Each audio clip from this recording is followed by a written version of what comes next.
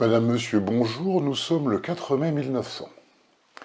Les hommes d'État anglais, qui depuis un certain temps avaient gardé un silence Les hommes d'État anglais, qui depuis un certain temps avaient gardé un silence dont ils ne sont point coutumiers, se sont livrés ces derniers jours à une série de manifestations oratoires, au cours desquelles ils ont célébré à l'envi l'avènement de la Fédération impériale.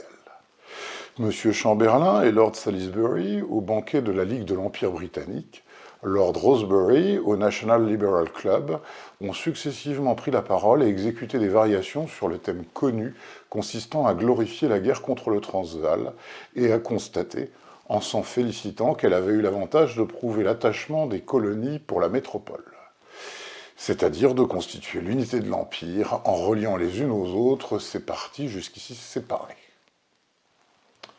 On a décidé de renouveler dimanche prochain, mais dans une plus large mesure, les illuminations qui ont déjà eu lieu dimanche dernier dans les diverses parties de l'enceinte de l'exposition. C'est ainsi que pour la première fois, le palais du Château d'Eau sera illuminé.